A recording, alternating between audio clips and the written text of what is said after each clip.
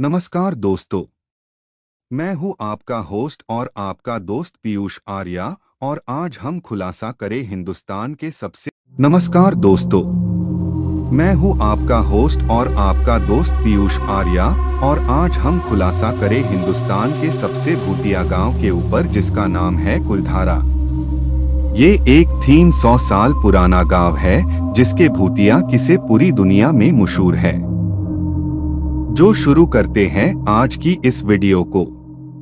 जब रात का पर्दा चढ़ जाता है और चांदनी आसमान को आंधी से झपट्टे से ढक देती है तो हर गांव की गलियों में अपनी कहानियां छुपी होती हैं। लेकिन क्या आपने कभी उस गांव की कहानी सुनी है जिसे भारत का सबसे भूतिया गांव माना जाता है? हाँ, आपने सही सुना, हम बात कर रहे हैं कुलधारा गांव की, जो कि राजस्थान के मरु सरोवर के किनारे स्थित है। यहाँ की कहानी ऐसी है कि इसे सुनकर आपके होश उड़ जाएंगे। कुलधारा गांव के विलोम और अतीत का सिलसिला बहुत पुराना है। एक समय की बात है जब यहाँ के लोग खुशहाल और सदैव खुशमिजाज थे, लेकिन एक अजब घटना ने इसे एक भयंकर रहस्यमय स्थान बना दिया।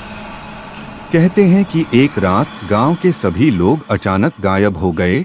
न कोई नाम न कोई पता, बस एक अजीब खामोशी छाई रही। लोगों ने कहा कि वे गांव को छोड़ने के लिए मजबूर हो गए, भयभीत होकर।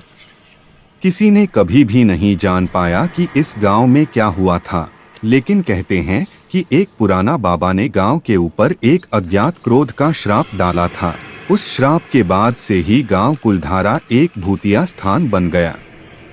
जब रात का पर्दा चढ़ता है तो कुलधारा गांव में अजीबोगरीब चीखें सुनाई देती हैं। लोग कहते हैं कि वहां भूतों का साया हर रात महसूस होता है, जो आसपास की हवा में घूमते हैं। एक रात एक व्यक्ति गांव के पास से गुजर रहा था।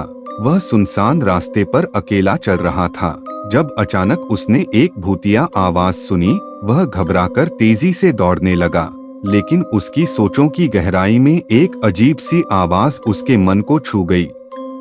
गांव के पास पहुंचते ही उसने देखा कि वहां कुछ विचित्र हो रहा है।